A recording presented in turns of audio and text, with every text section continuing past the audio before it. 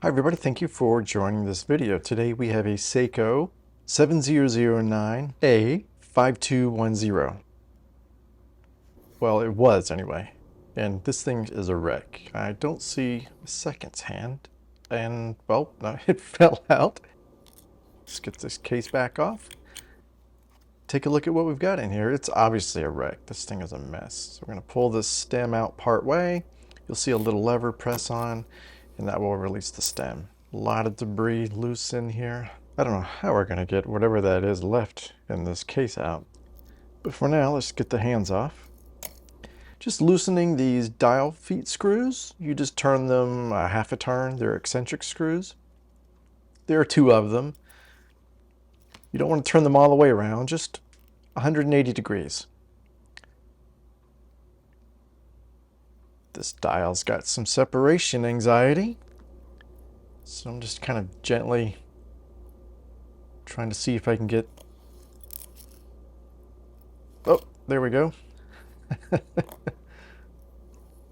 I'm going to go ahead and get the balance out and into a safe place. While I'm doing that, I would like to ask for a small favor. If you could click like and subscribe, it really would help. The rotor off. You know, the movement doesn't really look all that bad. Push back the click spring and unleash the power. Now we'll get the pallet cock off. 2 screws.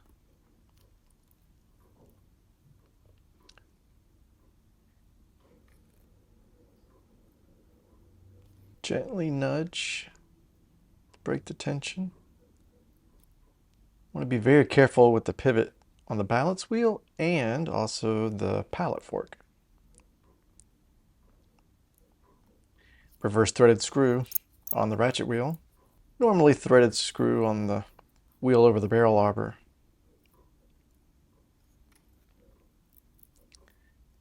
Come on, you.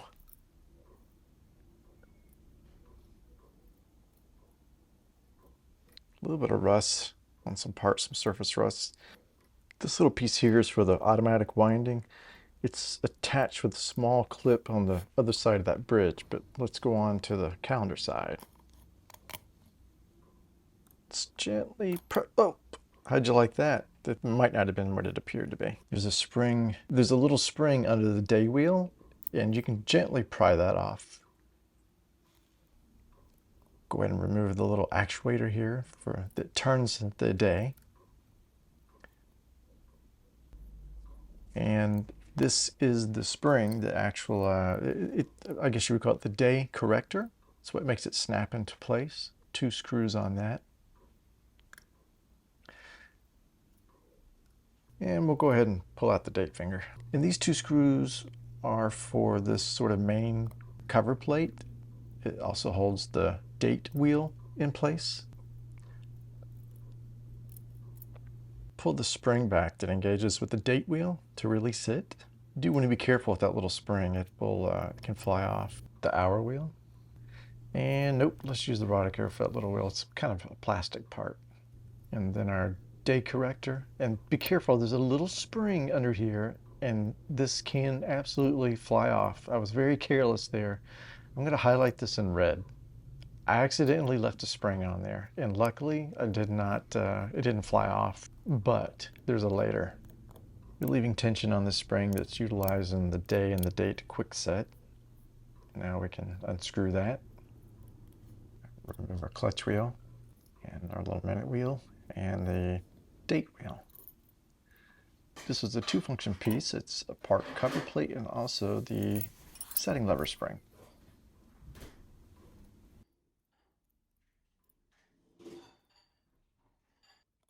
Now let's relieve the tension on our yoke or clutch spring. And that's our setting lever. And let's see if we can pry the, oh no. Whew. Okay. Yeah, don't do it that way. All right, let's get our cannon pinion off. Here's the cannon pinion. And we'll flip this back over to the business side. Hey, do you remember that part I circled in red? Yeah, I just about lost it. And we'll move on to removing the bridge over our train of wheels. center screw I noticed on this movement is shorter than the other two screws on the corners.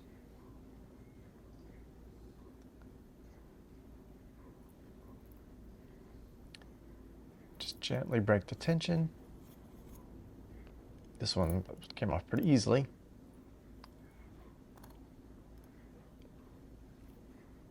There's that little clip that holds that wheel on that I mentioned earlier. We'll clean that up later. And the click spring's a little feisty. I don't want to bend it, so we'll move on to the wheels. And it's a little more compliant now. There goes the barrel. And we'll remove this cock over the center wheel. Again, very careful breaking the tension.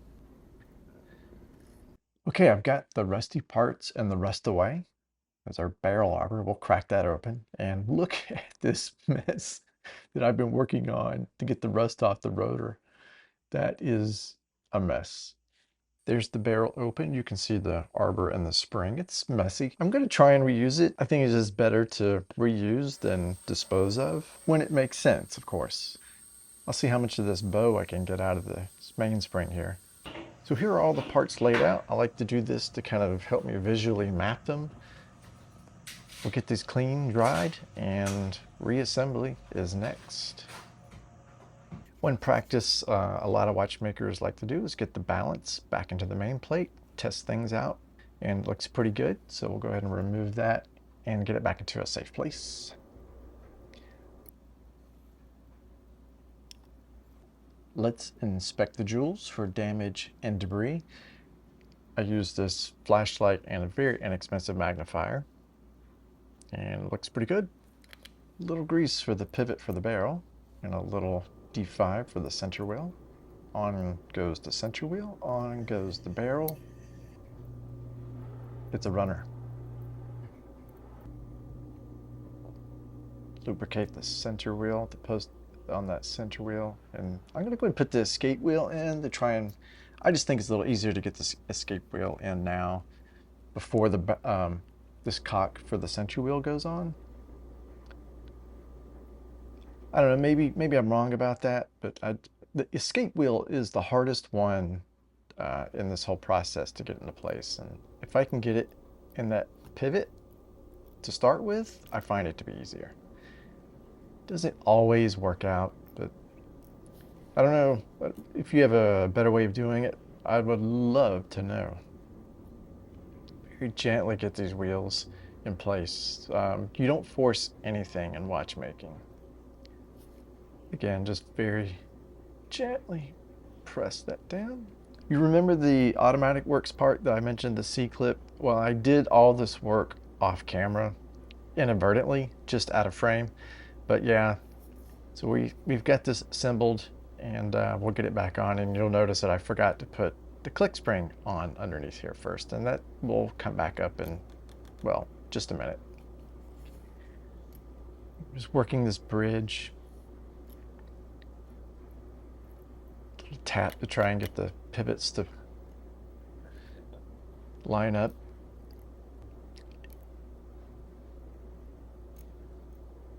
Sometimes I'll poke underneath, sort of nudge the wheels a little bit, but this one's pretty close.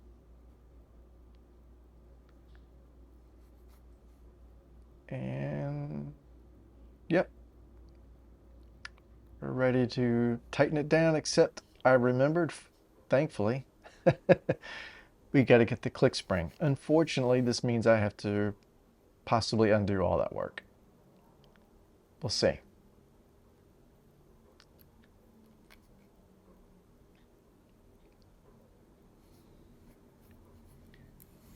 All right, so, all right, cool. Well, it's better to be lucky than good, they say.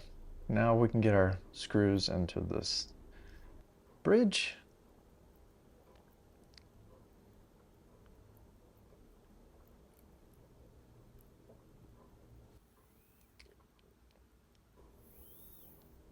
And just a little more testing here.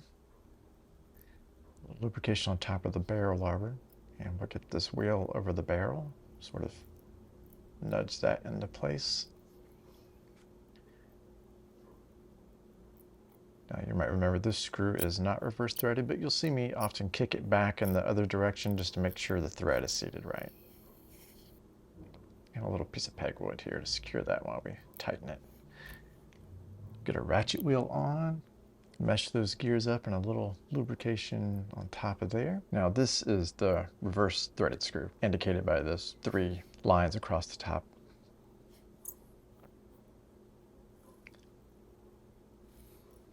A little bit of wind in before we get our pallet fork in. I'm just going to lubricate the end of the exit stone on the pallet fork with the world's most expensive lubrication. And we'll try and nudge this into that pivot before we get the cock on. 2 screws go onto the pivot, and you want to make sure this is lined up before you tighten it down. Just testing, make sure that seems to articulate correctly. And we'll gently snug this down. And when I say snug, I mean, if I get it to the point this snug, I'll often back out a screw and test the pallet fork again, make sure it swings freely before we tighten it down more. I am going to go ahead and lubricate the pallet stone again and advance the escape wheel about 5 teeth, snug it down.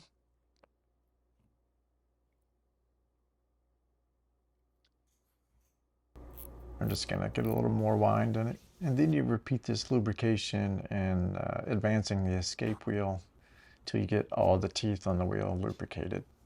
They say every 5 or 6 teeth you lubricate the end stone and advance the wheel till you get all the teeth on the wheel. Now we can get our balance in. Gently nudge that into place. Oh, you see that drop in when I tapped it? It's almost there. Yeah, there we go. Want to be very careful tightening down the balance cock as well. Now with these shock settings, these little springs, they are so easy to fly away, and a lot of people put plastic over them or put Rodico on them. I just wanted to try this method of putting one side of the tweezer inside and one side of the tweezer on the outside. It worked okay. And we'll separate the stone from the setting, and we'll wash and dry, and now you can see the drop of oil on there. It's a little small, but more importantly is to have an equal amount on the other side. Every time I tried to put a larger drop, it would just seem to get messy. So on my 3rd try, I decided just to keep the small drop of oil. And we'll gently work our little spring in. Feed one tab in first, and you can have another tab very close to the recess where it slides in.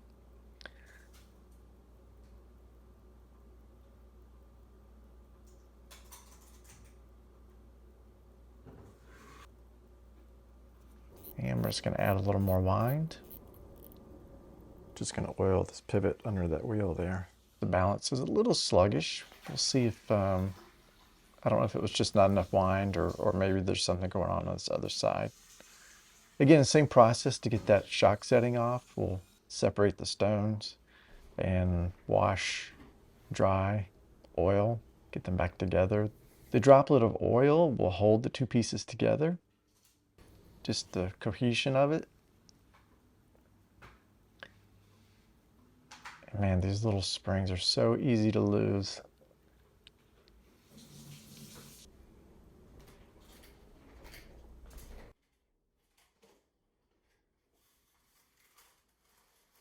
All right, we'll lubricate our winding stem, the tip and all 4 sides with a grease, and also the sides of our clutch wheel. I fed this clutch wheel in with the stem thinking I could get it all in one motion, but it didn't end up that way. But feeding this in, looks like you could just drop it through that slot. You cannot. You have to feed it through like a tube. Here you'll notice some parts that I did off camera again. My cameras went dead. So yeah, the cannon pinion has been added there in the center. The minute wheel between that and the clutch pinion is there. And then the spring there for the date corrector is in there, which under a lot of tension, by the way, so you want to be careful with that. All right, we'll get our setting lever in. One side drops over this post. There'll be some sides we need to lubricate on there because it's metal on metal.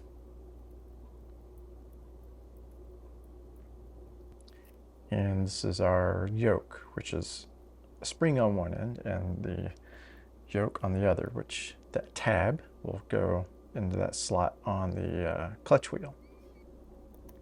And we'll pop that into place for some tension, and you can see how that interacts and why that might need some lubrication. Things aren't quite placed. See the wheel, whoop, the lever is popped out. So we'll drop that back on, and we'll manipulate that spring. Easy for me to say. Manipulate that spring where we can fit that setting lever in. Hopefully it'll stay in place temporarily until we get that cover on. Gonna lubricate those areas. Sometimes I'll put a piece in there and I'll actuate it to kind of see where the contact is, and then that's where I'll go back and lubricate. Got a little messy there, so we'll clean it up with Rodico. Now goes on the cover plate. It's also the setting lever spring.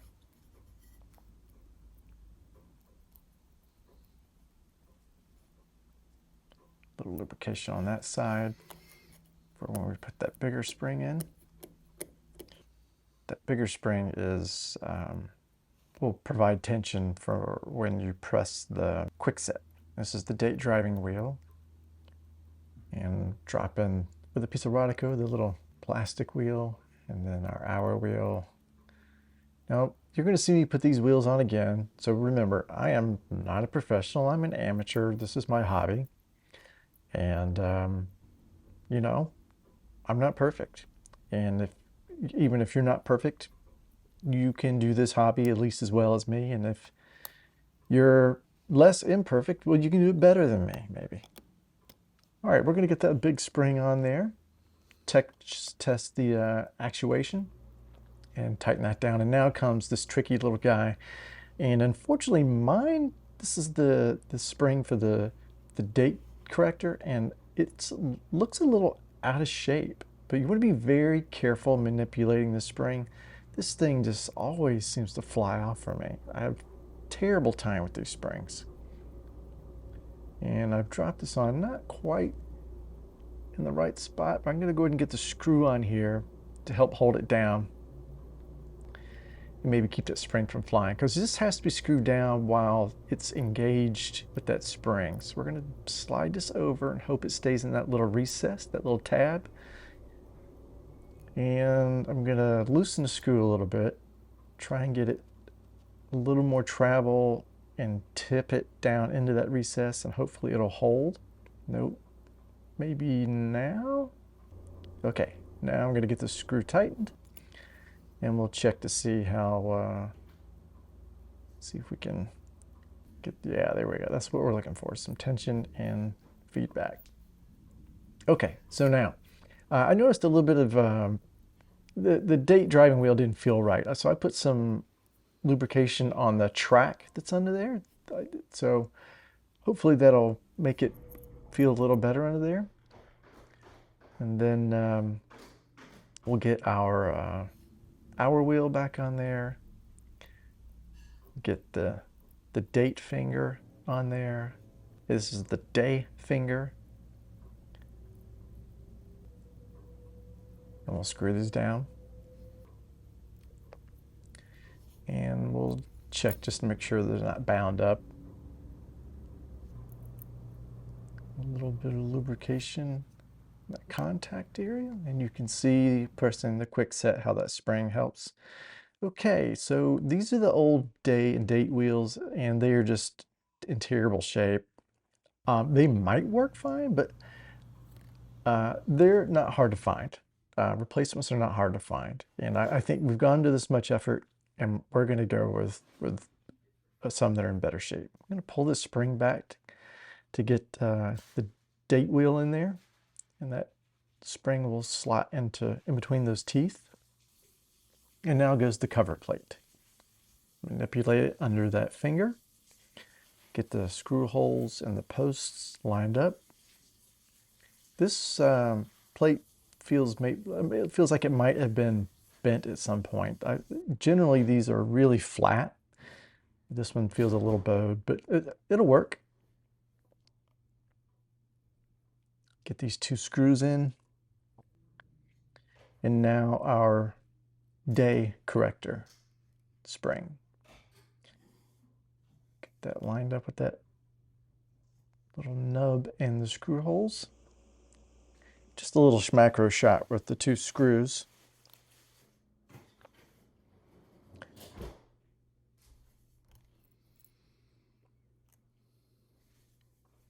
This is starting to look like a watch.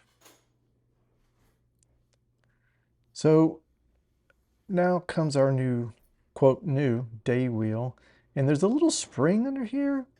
And I'm going to turn this and then kind of where I can see the spring and pull the spring to get it to engage up. And you can see it clicked into place, which was good because I was a little concerned that it was a little off. And we'll get our little clip back on. So here's the old dial and the replacement dial. They are the same dial, even though they've aged differently. They had the same dial numbers. I'm going to go ahead and get the replacement dial on here, line up the feet. Now you're going to notice, or you might notice, that I have made a mistake, and the little plastic retaining ring on the side should be lined up. There's an indent that should be lined up with the crown and stem. It is off. And what this means is it won't case properly. I don't catch this until later, but when we get to that point, I'll try to remember to point that out. And now comes the hour hand. I just grab a little piece of Rodico, sort of don't fully install it, but get it on there enough to where I can get it to where I want. You know, you always want to turn the date wheel where it flips over, so we're trying to get this close to midnight so that it flips over, the date flips over at midnight. And we'll check to make sure it's parallel. And I'm not pressing harder, but I'm pivoting, I'm sort of leveling the hand so that it's parallel.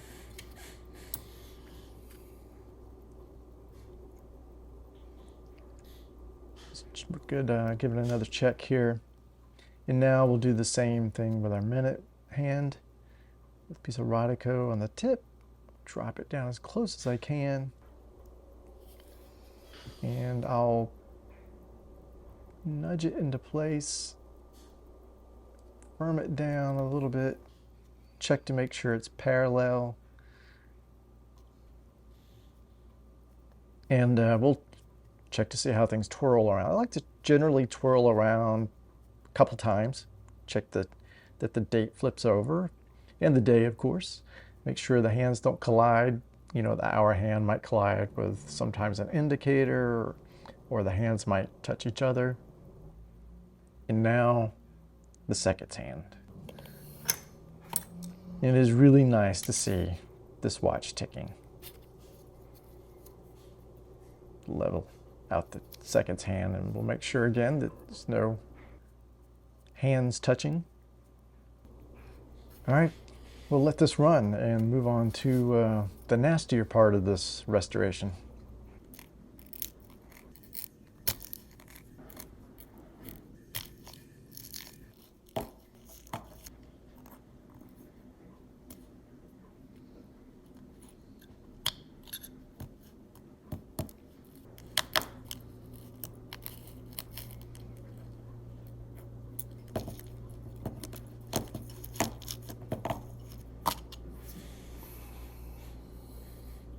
Well, this made me realize that curiosity didn't kill the cat, it killed the time.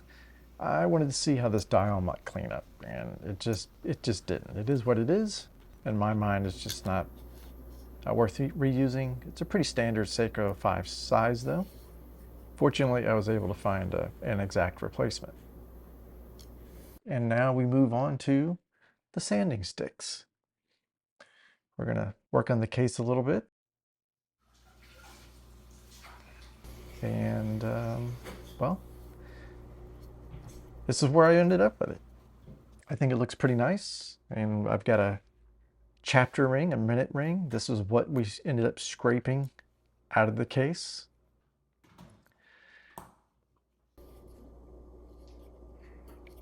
And we'll just clean this up a little bit. This is a little gasket for the crystal. I managed to find a new old stock crystal shipped from the UK.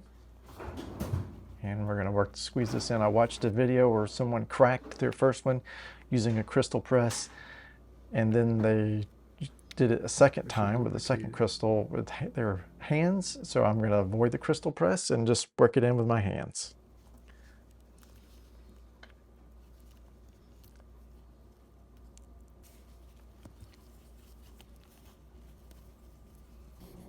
And we're gonna case this thing up, or are we? You remember that little recess that I mentioned it has to go by the stem? Well, I had to go back and fix that. So I loosened the dial feet screws, shifted, was able to shift it over a little bit, and well, we got it cased. Feed our stem in, get our little case ring in, movement ring rather, for the case. And now we'll get our rotor screwed on, and the balance looks much healthier now. Case back on.